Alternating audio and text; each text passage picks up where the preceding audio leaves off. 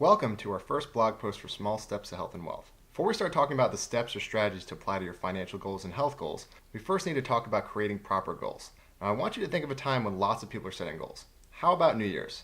Now, how often do people succeed at their New Year's resolutions? Not often, right? In fact, University of Scranton research suggests that only 8% of New Year's resolutions are successful. That's not very encouraging. What are some of the reasons for such a low success rate? Often these resolutions aren't specific enough, and sometimes they aren't very realistic. Whatever the reason, many of these failed resolutions are ultimately the result of poor planning. However, with the right planning, you can greatly improve the chances that you succeed at your goals. With that in mind, we will be discussing the SMART framework. SMART outlines 5 characteristics that should be present in all well-written goals. The S in SMART stands for specific. Your goal should be as specific as possible. Let's take person A. Person A has a health goal that says that they'll like to cut down their eating to 1,600 calories per day and walk 3 miles 5 times a week for the next 3 months starting the 1st of November with a total goal of losing at least 10 pounds. Now, person B's health goal is to lose weight, and that's the entire goal. It's a good idea and all, but is it a well-written goal? It's probably very clear to you which person is more likely to succeed at their goal. The M in SMART stands for measurable. Your goals should be measurable. They should be quantifiable. You should be able to figure out how much progress you've made on any given goal.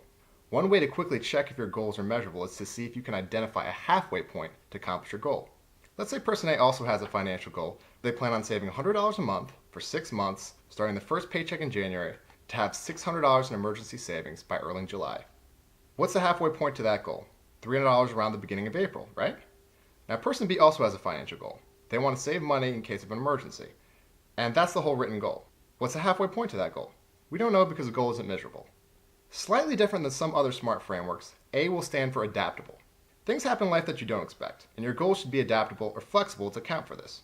If you get hurt or become ill and can't exercise as much as planned, or at all, your goals should be flexible enough that they can be postponed for a while. The other way to look at this is that your goals should have wiggle room. If after creating a spending plan you have $150 of income after expenses, should you assume you'll be able to save all $150 each month to go towards that goal? That's probably not very realistic. This brings us to our next letter, R, which stands for, you guessed it, realistic. Your goals should be challenging, but they should also be realistic for your current situation. Planning to have $10,000 saved over the next 5 years might be realistic for some, but there are very few people that could come up with $10,000 of additional savings by the end of the week. The last and often most overlooked criteria is having a timetable.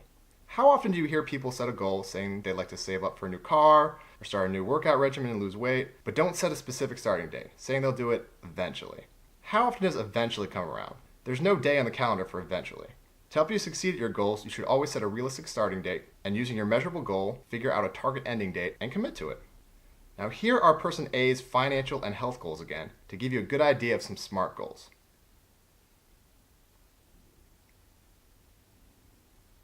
Next Tuesday, we will be covering the first small step, which will be tracking your current behavior. I hope to see you then. If you have any questions on SMART goals or you'd like some help setting one up, feel free to leave a comment or email me, and I'll be happy to help however I can.